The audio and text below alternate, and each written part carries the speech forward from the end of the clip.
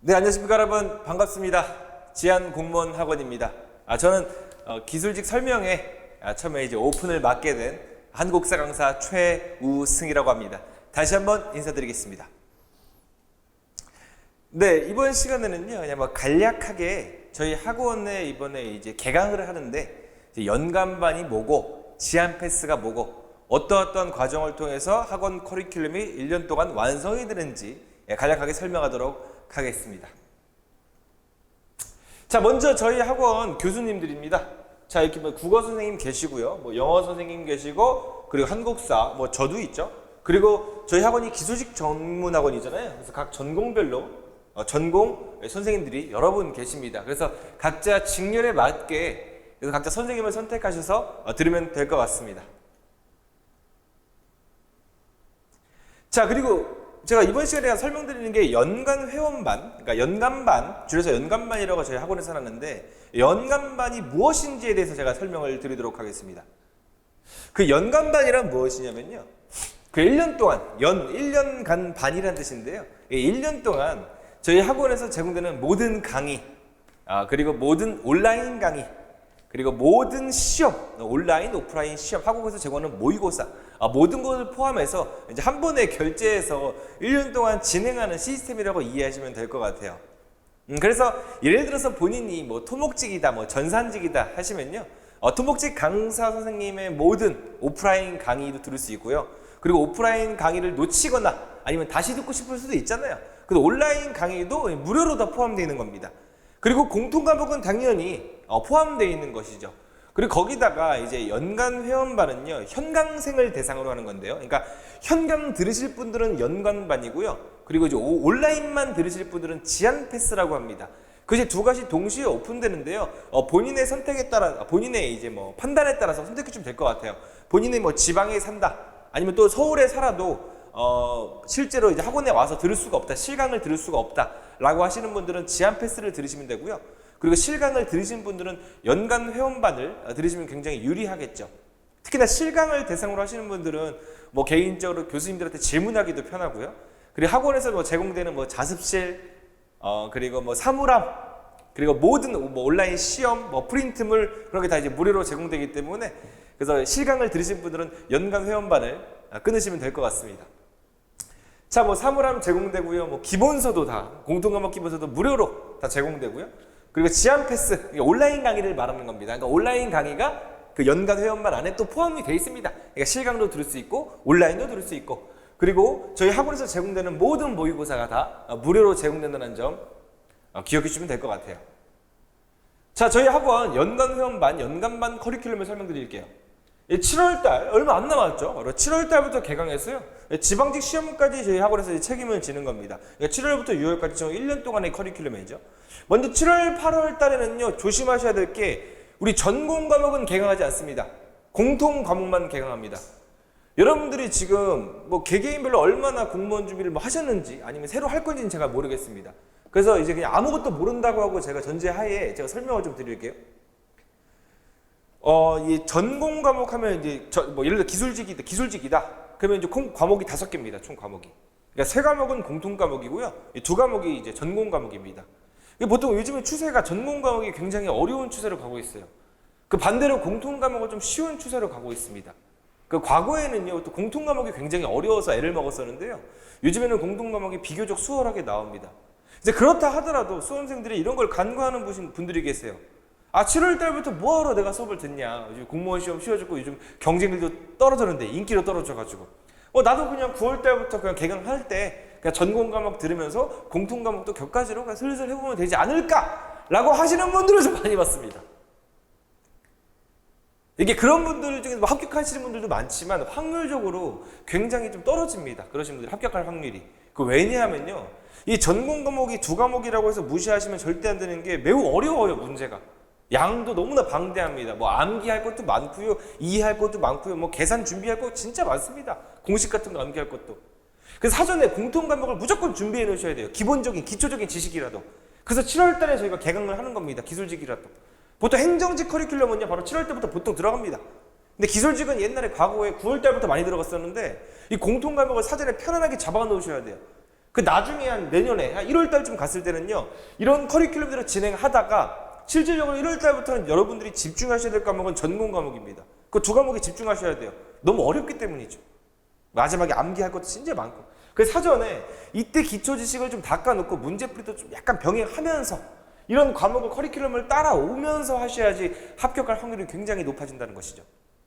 그래서 7월 달부터 만약에 들으실 거면, 그러니까 연간반을 들으실 거면 어차피 돈 가격이 똑같거든요. 9월, 7월이나. 그러니까 7월 때부터 빨리 오셔서 남들보다 먼저 준비하시길 바라겠습니다. 그러면 나중에 1월 달 가서는요, 정말 좀 여러분들이 공부하시기 편해지고 좀 자신감도 붙습니다. 왜냐면 이 점수가 어느 정도 올라가거든요. 이쯤 가면 6개월 정도 공부하고 나면요. 그래서 먼저 준비하시는 걸 저는 아주 적극 추천드리겠습니다. 자, 그리고 이거는 이제 저희 학원 빅 모의고사 시스템인데요. 저희 학원 홈페이지에 연계된 또 사이트입니다. 그 여기서는요, 여태까지 중요했던 공무원 기출문제 중요도에 따라서 굉장히 다학히 모아놨고요. 그리고 저희 학원 강사분들께서, 교수님들께서 각자 출제하신 모든 모의고사가 여기에 담겨 있습니다.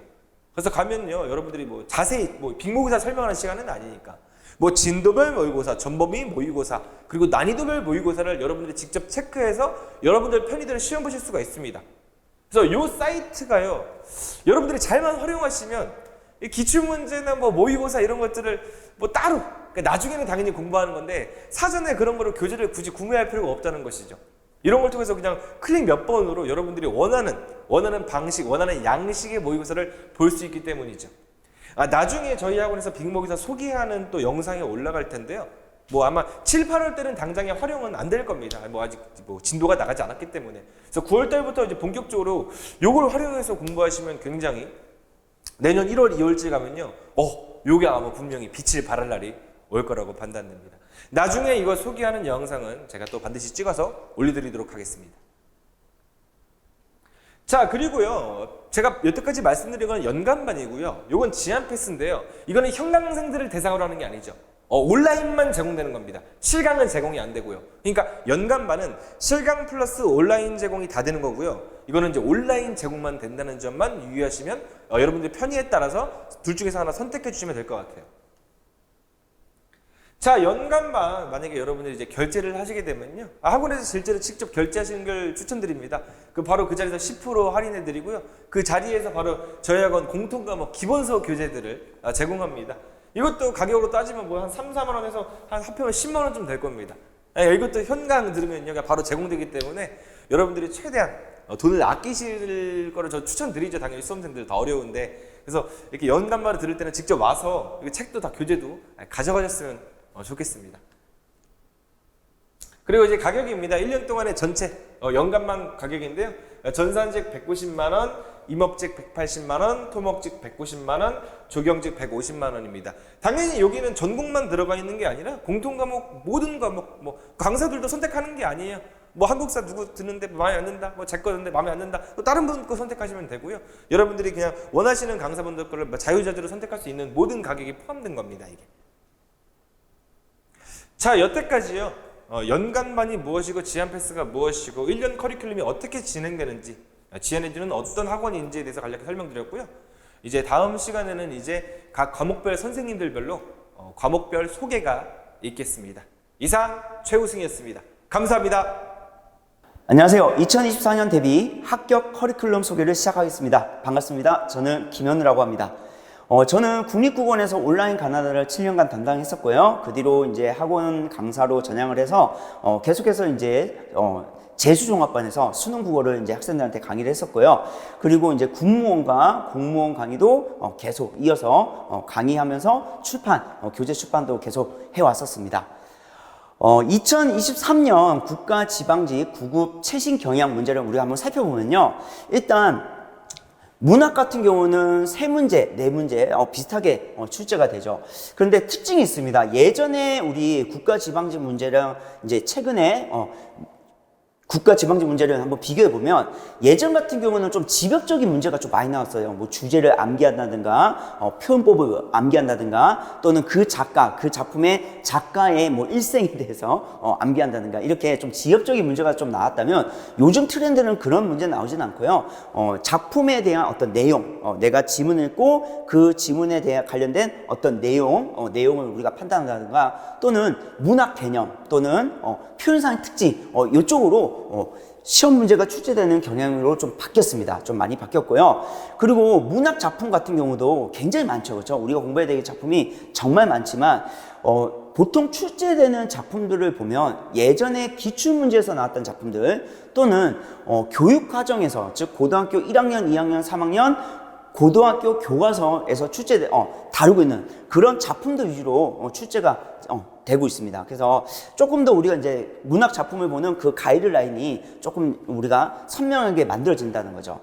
그 다음에 비문학 같은 경우는 비중이 굉장히 높아요. 예전 같은 경우는 비문학이 뭐 7, 8년 전만 해도 한 4문제, 5문제 이 정도 출제됐다면 지금 같은 경우는 11문제, 12문제 거의 반 이상이 비문학 지문입니다. 그래서 아마 여러분들이 이제 우리 국어를 준비하실 때 요 비문학 위주로 좀 많이 준비를 하셔야 돼요. 그런데 이 비문학이 그렇게 많이 어렵진 않습니다. 뭐 피셋이나 아니면 수능 국어의 독서 지문이라든가 그런 것처럼 많이 어렵진 않기 때문에 여러분들이 조금만 신경 써서 글을 읽는 그런 어떤 훈련만 즉 체계화만 이루어진다면 여러분들이 충분히 정복할 수 있는 영역입니다.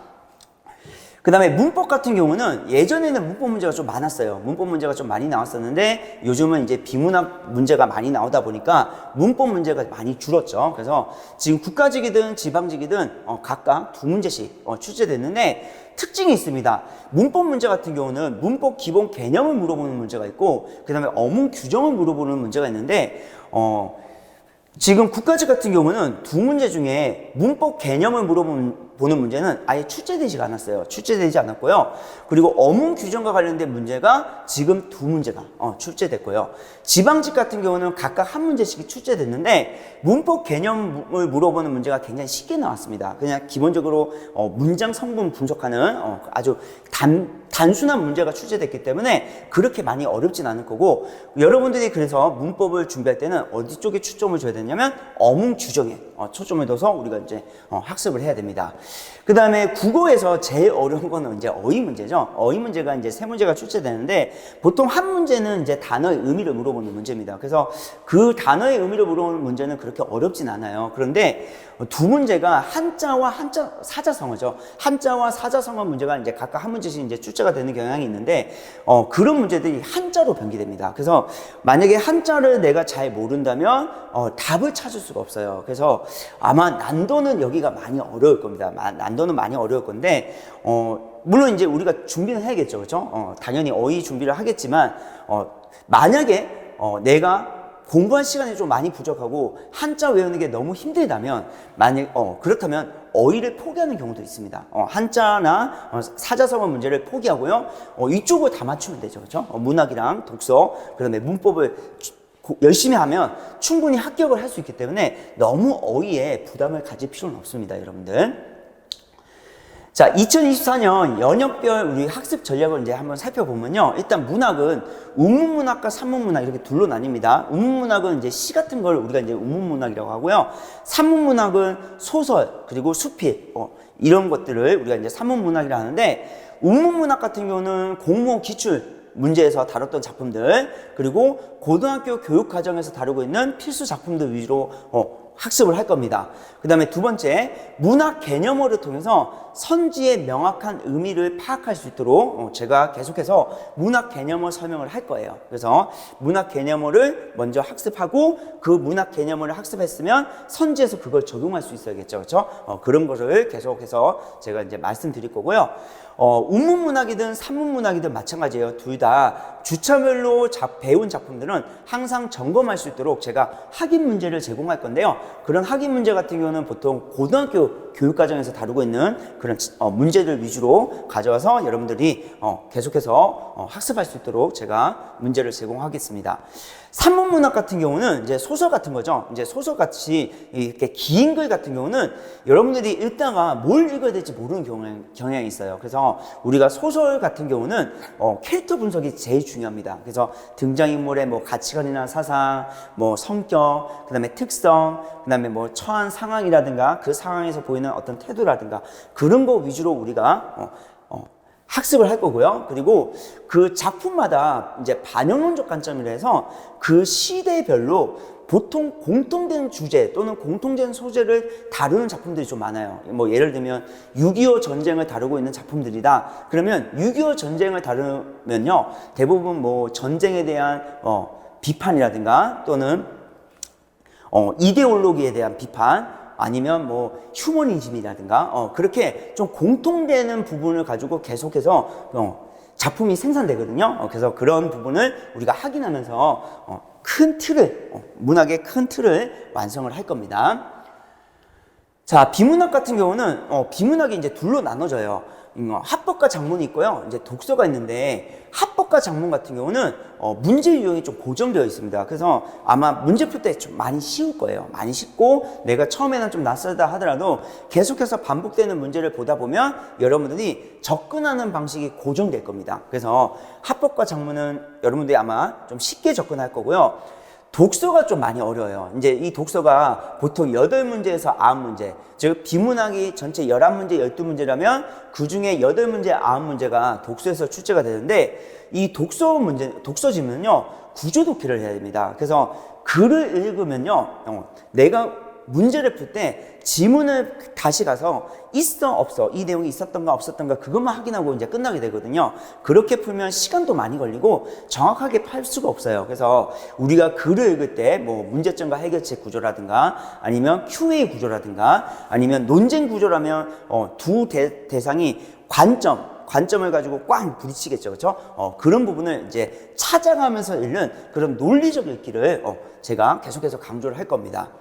그리고 우리가 이제 독서 문제를 풀 때요, 발문 중심으로 좀 빠르고 정확하게 문제 푸는 방식도 있어요. 그래서 우리가 문제를 풀다 보면 보통 발문, 즉 문제를 읽지 않고 그냥 지문 읽고 바로 선지로 가는 경우가 있는데 발문을 보면서 출제자가 나한테 무엇을 요구하는가 그거를 판단해야 되거든요. 그래서 어렵진 않는데 발문을 중심으로 빠르고 정확하게 문제 푸는 건 여러분들이 좀 태도적인 부분이라서 습관을 좀 기르셔야 됩니다. 그래서 계속해서 제가 기출문제 풀면서 설명을 할 때 이런 발문 중심으로 빠르고 정확하게 문제를 푸는 거에 대해서 계속해서 강조를 할 생각입니다. 자, 문법하고 어문 규정은요, 일단 문법 기본 개념을 설명을 할 거예요. 물론 요즘 출제 트렌드는요, 문법 개념보다는 어문 규정입니다. 하지만 문법 개념을 모르면 어문 규정을 이해할 수가 없어요. 그래서 간략하게라도 문법 개념 수업을 할 거고요. 그리고 나서 문법 개념 수업이 끝나면 이제 어문 규정으로 넘어갈 건데 나중에 세부적으로 제가 세부적으로 영역별 커리큘럼을 설명드릴 때 다시 말씀드리겠지만 문법 기본 개념을 먼저 쫙 한 다음에 어문 규정으로 가지는 않을 거고요.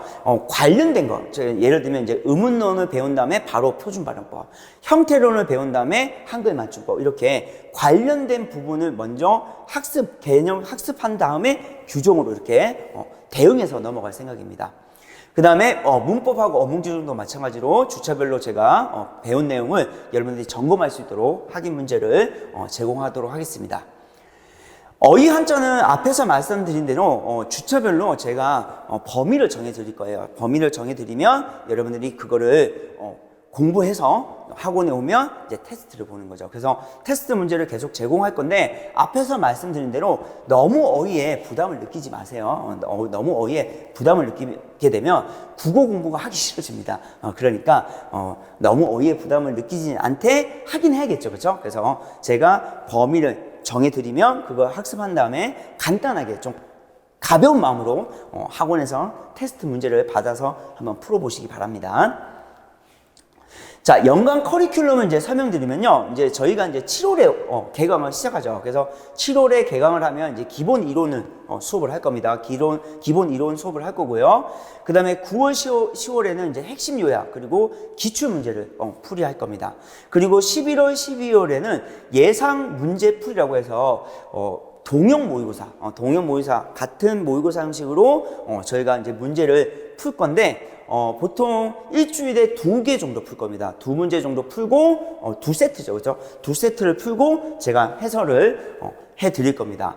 그리고 이제 1, 2월에는 국가직 대비해요. 국가직 그리고 물론 이제 지방직도 있겠지만 국가직과 지방직을 같이 겸해서 대비하도록 6주 동안 모의고사를 진행할 거고요. 그 다음에 4월 중순에는 이제 지방직 대비해서 4주 동안 모의고사를 진행하도록 하겠습니다.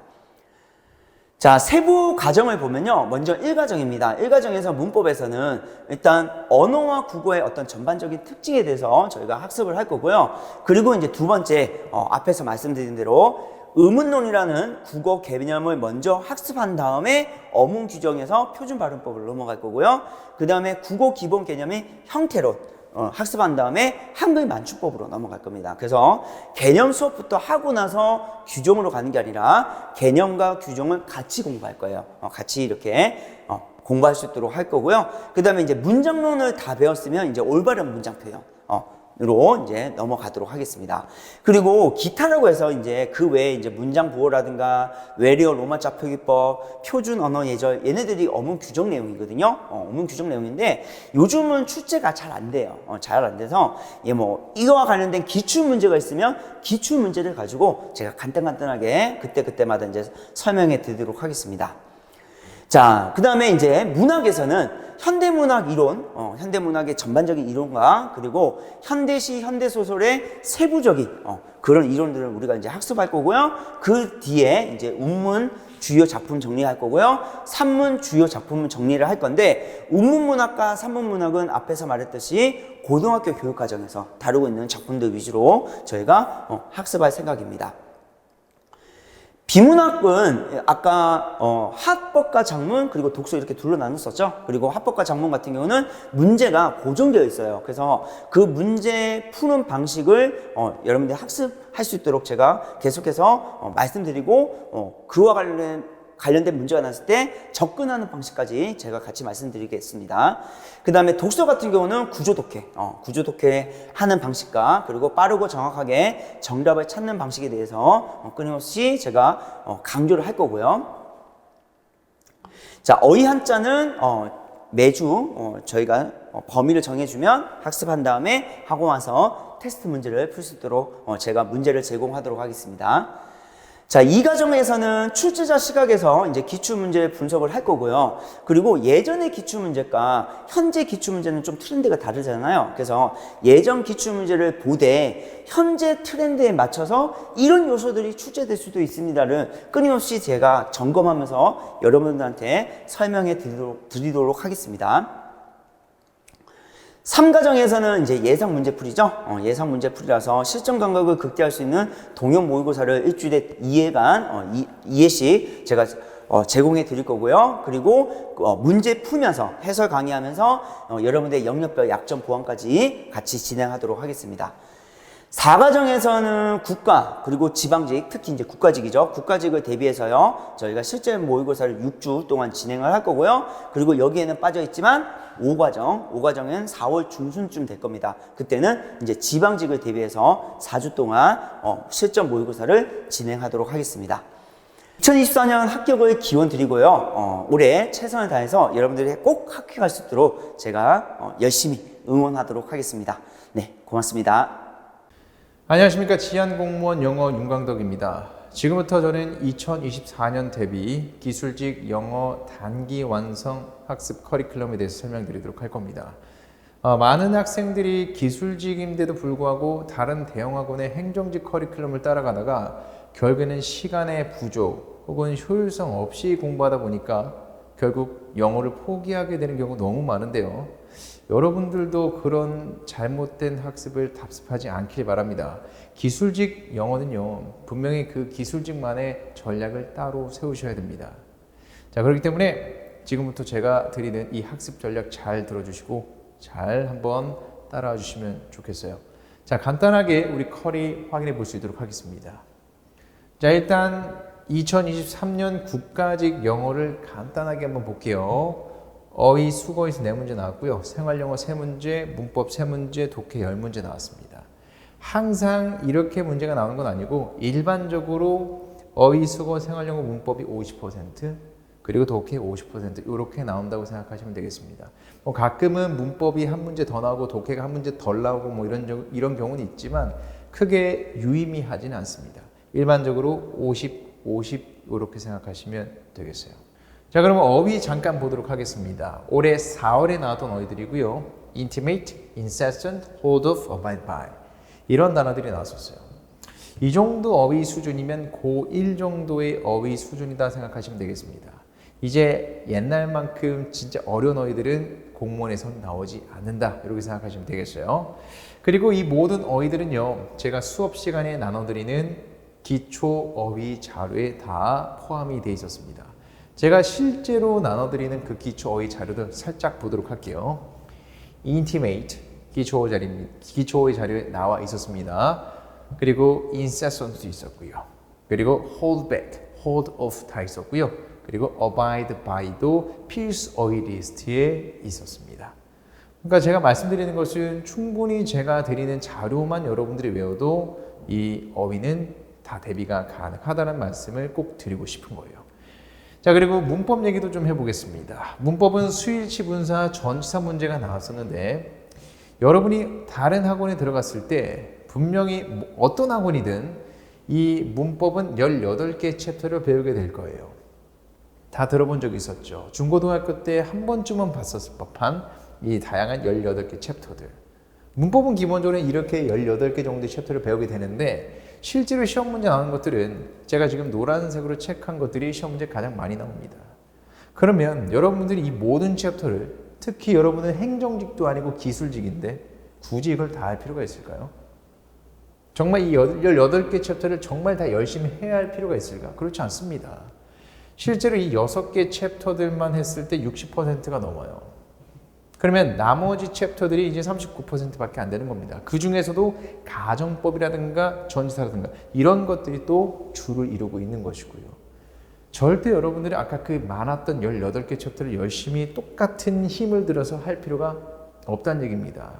게다가 여러분 또 행정직도 아니기 때문에 영어를 정말 이 문법을 정말 이렇게 정진할 필요가 전혀 없는 거예요. 그렇기 때문에 다시 한번 말씀드리겠습니다. 시험 성격에 맞는 특히 여러분 기술직, 그 기술직에 맞도록 여러분 전략적인 학습이 필요하겠다라는 얘기를 드리는 겁니다. 그에 맞춰서 저도 설명을 드리도록 할 거고요.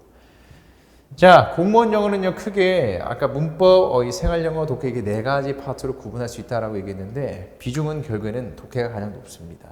그죠? 독해 50%예요. 제가 아까 어휘 문법은 전략적 학습으로 제가 다 대비시켜 드린다고 말씀드렸습니다. 독해는 어떨까요? 독해는 난이도가 너무나 많이 내려간 상태입니다. 옛날에는 좀 추상적인 개념 혹은 좀 철학 혹은 뭐 과학 혹은 인문 사회학 이런 주제를 너무나 많이 다뤘다면 요즘엔 그렇지는 않습니다. 훨씬 더 쉬운 굳이 논리력이나 사고력이나 이런 것들이 필요 없는 해석만 제대로 해도 풀릴 수 있는 그런 문제들이 많이 출제되고 있다는 것.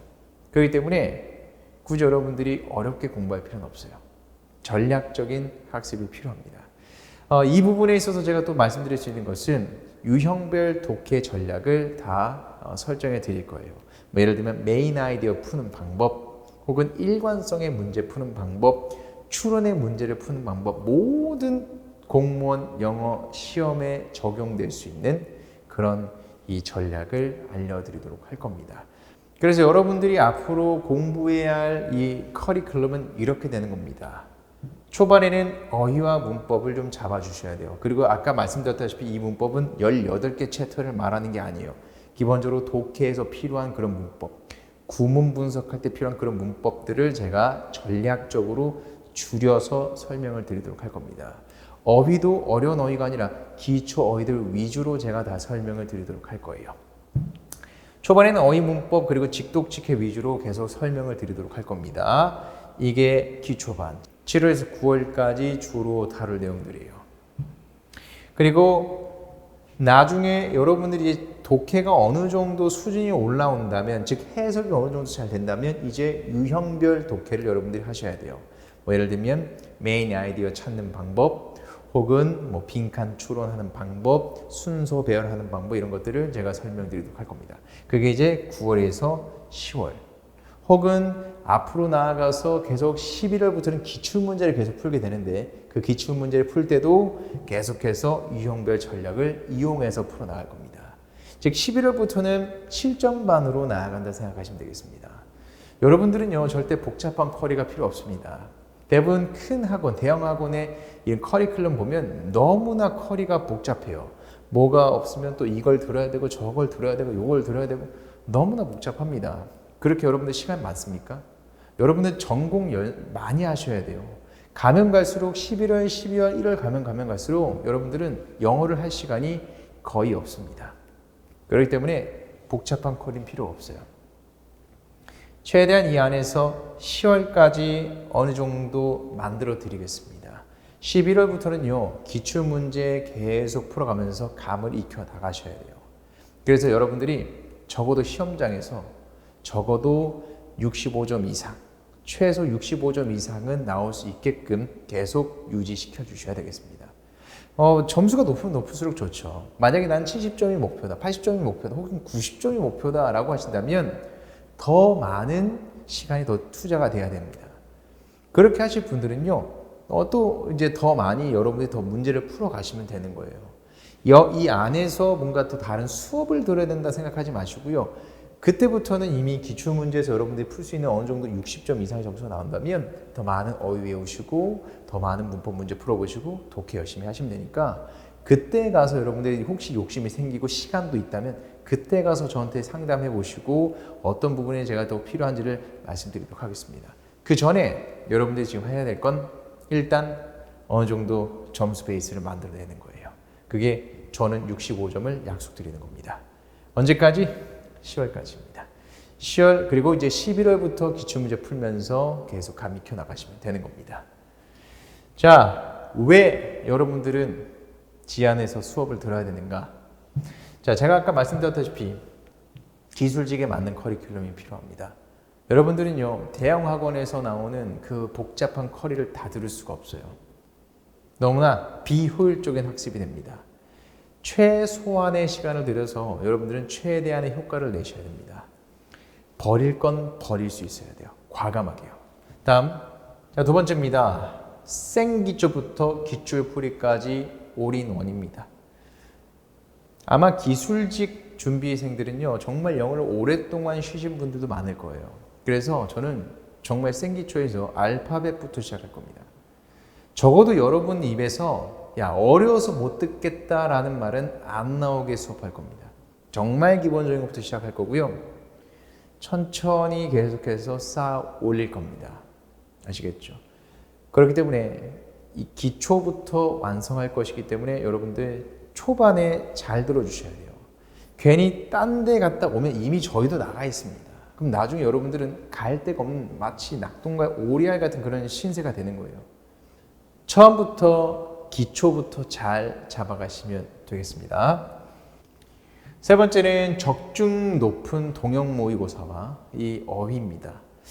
제가 이제 연 후반이라든가 내년 초반에 그리고 시험에 가까워지면 가까워질수록 계속 이 동형 모의고사 그리고 어휘 이런 걸 정리해 드릴 텐데 이런 것들에서 결국엔 시험 문제가 많이 나옵니다. 그렇기 때문에 이런 것들 여러분들이 잘 챙겨서 시험장에서 많은 점수를 얻어가시면 좋겠죠. 자, 제가 이렇게 세 가지는 장담 드리도록 할게요. 여러분들은 마음가짐만 잘 챙겨 갖고 오십시오. 수업을 들으면서 영어를 할까 말까라고 계속 고민하면서 수업을 들으시면요, 결국엔 여러분도 저도 힘들 수밖에 없어요. 그러니까 영어를 지금 이거 그냥 해야 되나 마나 이런 생각으로 오지 마시고요. 한번 해보겠다. 영어가 나의 걸림돌이 되면 안 돼. 난 일단 한번 진짜 제대로 한번 해볼래 라는 그런 마음가짐 하나만이라도 잘 챙겨서 오시면요, 저희는 분명히 뭐든지 다 할 수 있습니다. 엄청난 그 시너지 효과로 분명히 여러분들은 영어 때문에 떨어지는 게 아니라 영어 덕분에 합격할 수 있게 되는 겁니다. 자, 진심으로 여러분들을 위해서 기술직 학생들을 위한 그런 강의 준비하도록 하겠습니다. 자, 그러면 우리 수업 시간에 뵙도록 하겠습니다. 수고하셨습니다. 여러분 안녕하십니까? 지안공무원학원 한국사 강사 최우승입니다. 자, 제 소개, 저는요, 지한공무원학원에서 한 4년째 한국사 강사를 하고 있고요. 그리고 이번에는 이제 여러분들이 이제 아직 개강을 안 했잖아요. 최우승이 누구인지, 이 최우승의 수업 방식은 어떠한지에 대해서 제가 소개해 드리려고 이 자리에 섰습니다. 자, 먼저 앞뒤 다 빼고요. 바로 여러분 공무원 시험 준비하시는 거니까 바로 본론으로 들어가서 설명드릴게요. 여러분 공무원 시험은 총 5과목입니다. 공통 과목 3과목이죠. 국어, 영어, 한국사. 그리고 전공 과목이 2과목이죠. 토목직 같은 경우는 토목 설계랑 무슨 토목 역학인가요? 2가지가 있고 전산직에도 컴퓨터 일반, 정보보호론 이런 등등이 있죠. 제가 과거에 그러니까 이 노량진에서 이제 많이 수업하시는 강사분들이 굉장히 오랫동안 강사분들이 많아요. 저보다 많이 한 사람도 훨씬 많죠. 오랫동안 한 사람들이. 그런데 제가 이제 안타까운 말씀을 하나 드리면요. 시대가 많이 변했습니다. 정말 많이 변했어요. 최근 3년 전부터 해서요. 이 공무원 시험의 판도가 바뀌었습니다.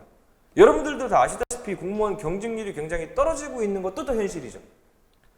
그리고 공무원 시험도요. 그 떨어지는 경쟁률 때문에 그런지 공무원 시험도 과거처럼 난이도가 어렵게 내거나 모든 과목이 옛날처럼 그대로 낸다? 이런 식으로 완전 이런 말도 안 되는 소리입니다. 완전히 바뀌었습니다. 자, 기본적으로요. 이 5과목 있잖아요. 이 공통 과목의 난이도는 굉장히 대체로 무난합니다.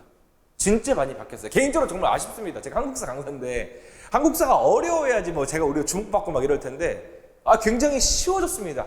이게 한국사뿐만이 아니죠. 국어도 마찬가지고 영어도 마찬가지입니다. 특히 국어 같은 경우에는 옛날에는 문법 문제를 굉장히 많이 봤어요. 영어도 마찬가지고. 최근에 국어가 완전히 비문학 추세로 바뀌었죠. 그래서 여러분들이 암기할 게 많지가 않기 때문에 공부할 시간도 굉장히 많지도 않습니다. 적습니다. 영어도 마찬가지고 옛날에 영어 시험 진짜 말도 아니었습니다. 말도 안 되는 단어, 살면서 미국 사람들도 써보지 않은 단어 이런 거를 내고 그랬었습니다. 그게 불과 3, 4년 전이에요. 그 이야기들이. 근데 최근에는 그런 문제를 완전히 배제하고 있죠. 근데 아직도 이 공무원 시험에서 이제 옛날부터 강의하신 분들이 이제 그런 식으로 가르치시는 분들이 굉장히 많아요. 그러니까 과거에 있었던 그 방식대로 벌써 인간이 원래 이렇게 보수적이지 않습니까? 그냥 기존에 했던 거 이제 그대로 계속 편하니까. 그런데 이런 식으로 하면요, 공통 과목 국어, 영어, 한국사 전부 다 합격하실 수가 없습니다. 그러니까 합격을 하더라도 굉장히 어렵게 합격하고요. 이 전공 과목 공부하는데 굉장히 방해가 됩니다. 그러니까 제 지론이 하나 있는데요. 우리가 기술직 학원 아닙니까? 기술직열은요. 이 공통 과목을 공부할 때 이 공통 과목은 이 전공 과목 공부하는데 절대로 방해가 돼서는 안 되는 선에서 해야 돼요. 절대로 공통 과목을 주력으로 잡아서는 안 됩니다. 제가 공통 과목 강사인데 이렇게 말씀드리는 거예요. 한국사를 주력으로 잡으면 안 되는 겁니다. 이 한국사를 주력으로 잡으면 안 되는 거예요. 한국사 공부를 어떻게 하느냐. 무조건 공부 단계별로 차근차근 밟아먹어서 공부하시면요. 절대로 전공 과목에 방해가 안 되는 선에서 끝낼 수가 있습니다. 자, 대비책 보겠습니다. 공통 과목을 처음부터 확실하게 잡아놔야 한다. 시험 직전에 공통 과목을 붙들고 있으면 안 된다. 제가 말씀드린 거 바로 연관된 내용 아닙니까? 이게 전공 과목 공부하는데 1월 달부터 이제 전공 과목 들어가야 된다. 내년 1월부터. 본격적으로 그때부터 준비하셔야 돼요. 그래도 꽈락 안 나오시는 분들 진짜 많이 봤습니다. 아무리 많이 해도. 근데 이때 이 꽈락 넘기기도 힘든 전공 과목을 붙들고 있어야 되는데 한국사 달달달달 외우고 있고 그때 가서 영어 단어 외우고 있고 이러면 큰일 나는 거죠. 그냥 공통 과목을 사전에 그냥 끝내셔야 됩니다. 사전에. 자, 한국사의 한정에서 먼저 설명을 드릴게요. 과거에 매우 어려웠습니다. 킬러 문항이라고 있죠. 여러분들이 1년 동안 아무리 한국사 강의 100강짜리 200강짜리 들어도 진짜 무슨 교과서의 끝에 한 줄 실려 있는 거 얕게 실려 있는 거 아니면 지역적인 연도를 물어본다든지 이런 문제가 나왔어요. 그래서 아무리 공부를 틀린 문제를 냈어요. 왜? 경쟁률이 100대 1이었으니까. 많게 어떤 특정 지방대는 300대 1로 나왔습니다. 2019년도 18년도에 봤습니다, 제가. 현재는 그렇지 않죠. 특히나 이번 서울시의 토목직 같은 경우에는 3점 몇 대 1 나왔습니다. 사실상 3점 몇 대 1이면요. 저는 2대 1이라고 봅니다. 왜냐면 3분의 1은 공부 안 하잖아요. 또 와서. 한 7, 8월, 9월 해가지고 포기하는 사람도 많으니까. 대충 내년에 시험 봐야지 하고 포기하는 사람 많으니까. 이게 경쟁률이 떨어졌단 말이죠. 이런 시국에서 굳이 공통 과목을 어렵게 낼 필요가 있을까요? 또 공통 과목 어렵게 되면요. 욕도 먹습니다. 이 정부가 욕 먹어요. 인사혁신처에서. 왜?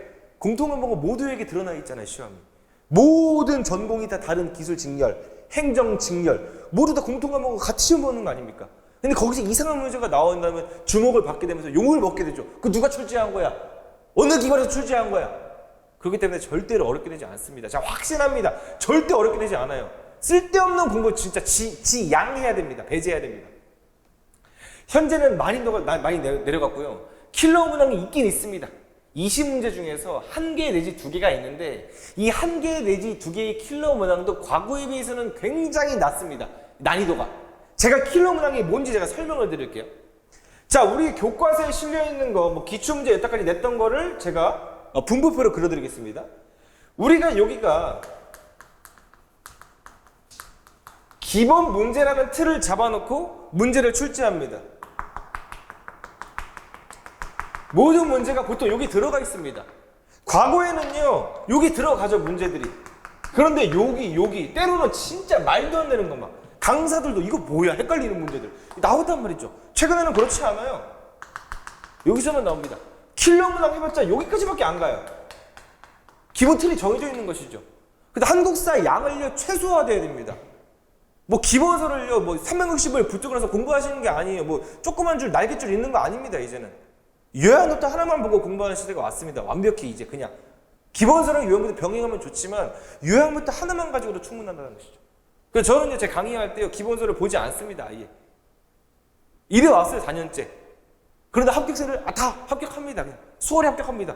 문제만 제가 많이 풀려고 시키면서 시킨 대로만 따라 무조건 합격합니다. 절대로 많은 양을 공부하시는 게 아니죠. 지역적인 암기를 완전히 배제해서 시간 낭비를 줄여야 됩니다. 그럼 지역적인 암기할 시간에 뭐 해야 되는 거야? 옛날에는 지역적인 암기 했으면 했어. 왜? 이렇게 문제가 나왔으니까. 그 지금은 어떻게 돼? 지역적인 암기할 시간에 전공 공부해야지. 토목 역학 공부해야지. 지금 이거 할 시간 왜 있어? 한국사 이거 시간 낭비하는 겁니다. 그래서 최소한의 제가 범위를 잡아드리는 거면서 공부하시면요, 무조건 90점은 무조건 넘고요, 95점도 조금만 열심히 하면 95점 100점 나옵니다. 절대로 많은 양을 공부하시면 안 된다는 거 제가 주의 말씀드리겠습니다. 뭐 국어, 영어, 한국사 3개 다 마찬가지라고 봅니다, 요즘에. 자, 한국사 과목 특징 알려드릴게요. 5과목 중에서 한국사가요, 처음 하는 학생들이 어려워하는 학생들이 굉장히 많아요. 아이러니하게도 전공 과목이 실제 시험장에서 어려운데요, 처음 공부 접근할 때는 한국사가 어렵단 말이죠. 왜? 암기할 게 너무 많거든요. 한국사는 암기 과목 맞습니다. 이해를 기반으로 한다곤 하지만 암기 과목이요, 결국에. 근데 양이 진짜 방대한데 거기 나와 있는 조선 왕들 뭐 27명 다 외우고 왕의 업적 다 외우고 막 근대사 넘어가서 일제사 넘어가면서 독립운동 단체말도 수십 개인데 그걸 다 외워야 되고, 현대사 넘어서 대통령 다 나오고 구차개헌까지 헌법 개정 과정과 우리 혁명의 역사, 이거 처음 보면 우리 속대말로 오바이트 토 나온다고 말하죠. 그러니까 처음에는 어려워요. 왜? 우리가 들어보지 못한, 한국사를 좋아하시지 않은 분들 있잖아요. 역사 포기자들이 있어요, 실제로. 아무리 역사가 10대게 나와도 역사 포기자들이 있어요. 이런 분들이 처음부터 지레 겁을 먹고 막 아우 힘들어 미루다가 막 나중에 망한다는 것이죠. 이게 처음에는 어려워요, 처음에는. 그런데 한국사를 딱 2회독만 하잖아요. 처음에 기초 강의 듣고 심화 강의 듣고, 물론 심화 강의 들을 때는 기출문제를 바로 병행해야 됩니다. 기출문제 풀이가 나중에 제가 11월 달에 개강, 이따 제가 설명드리겠습니다. 11월 달에 개강을 하긴 하지만 사전에 기출문제 같은 거를 미리 여러분들 몸에 익혀놔야 됩니다. 그래서 딱 2회독이죠. 기초 강의, 그리고 심화 강의 하면서 기출 병행했던 그 2회독 하잖아요. 그럼 그때부터는 정말 수월해요.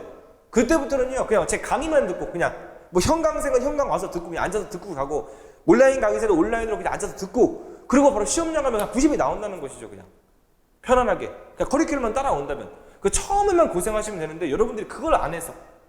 그 제가 처음에 강의할 때는요, 7월달 8월달 강의하잖아요.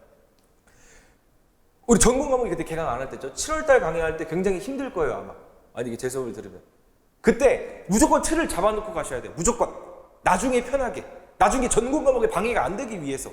처음에 너무 설렁설렁 공부하시다가 나중에 반드시 한국사 때문에 휘봐가지고 나중에 땅을 치고 후회할 날이, 눈물 흘릴 날이 옵니다, 여러분들. 자, 공부 방법은요, 기본적으로 틀을 잡아놓고 시작하는 겁니다. 이거 처음에 기초 강의 때 할 거예요. 처음에 선사시대가 뭐가 있었는지, 그 다음에 고대사가 뭐가 있었는지, 고구려백제 신라가 있었고 그때 왕들을 미리 암기해 놓는 겁니다. 그리고 그 다음 넘어가서 고려시대 왕들 다 외우고요. 업적 같은 건 까먹을 수 있습니다. 괜찮습니다. 중요한 건 업적 하나하나가 아니라 틀이야, 틀. 그 시대의 느낌을 말하는 거죠. 이걸 처음에 1회독 할 때 하는 겁니다. 저 고생하는 거야, 한 달 동안.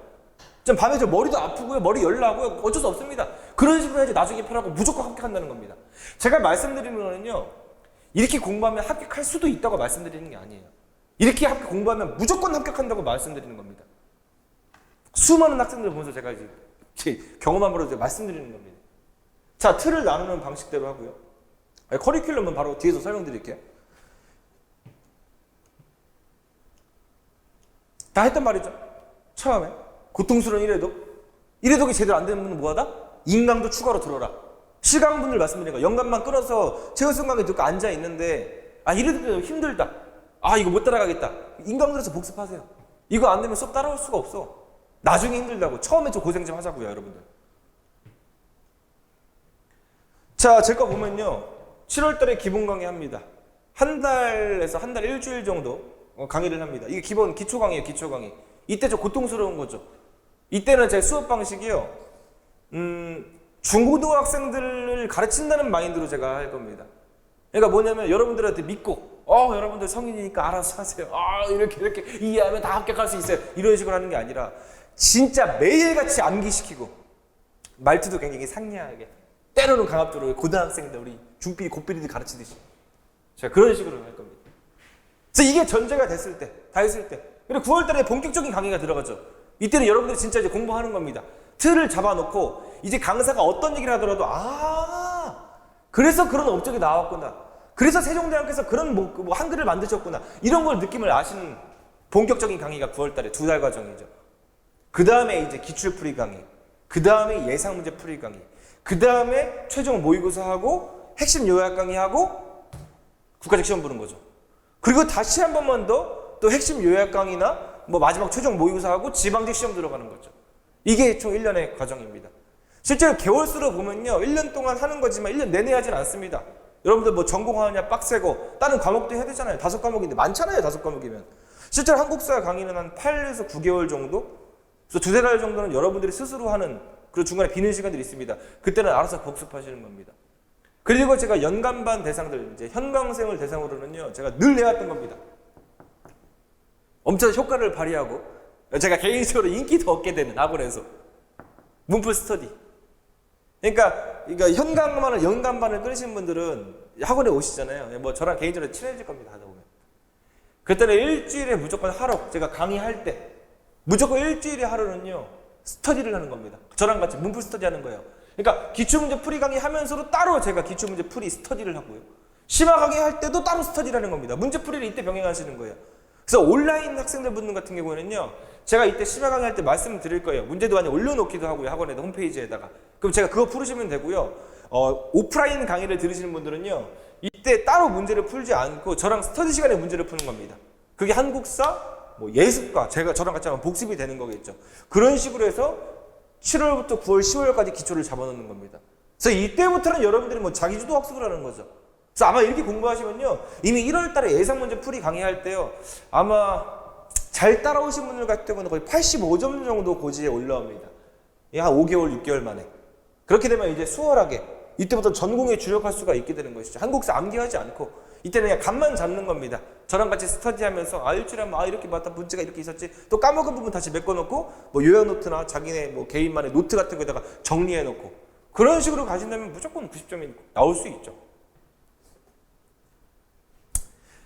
자, 이상 제 소개였습니다. 그리고 저는요, 교재를 딱 달달노트 한 권이거든요. 저 학원 교재입니다. 한국사, 최우승 한국사 달달노트입니다. 요게요, 요약입니다. 요약 노트예요, 요약 노트. 기본서 아닙니다. 그래서 기본서를 갖고 계시면 좋은데요, 저 기본서로 수업하지는 않습니다. 그래서 요약 노트로 해도 수업이 충분하기 때문이죠. 이거를 저랑 같이 하면서 한 8회독 정도 같이 하는 겁니다, 저랑. 이것저것 하면서 8회독 정도? 그러면 무조건 뭐 90점은 넘을 수가 있겠죠. 그래서 요약 노트 하나를 반드시 가지고 수업을 들으셔야 됩니다. 저는 딱 요거 한 권으로만 1년 동안 내내 진행합니다. 충분함 여러분. 과거 옛날 얘기하는 사람들 그냥 뭐 들으면 안 됩니다. 그거 진짜 말도 안 되는 겁니다. 한국사 추세에 맞게 공부하시길 바라겠습니다. 이상 지한공무원학원 최우승이었고요. 그래서 1년 동안 저랑 같이 또 때로는 힘들고 때로는 신나게 공부하셨으면 좋겠습니다. 감사합니다.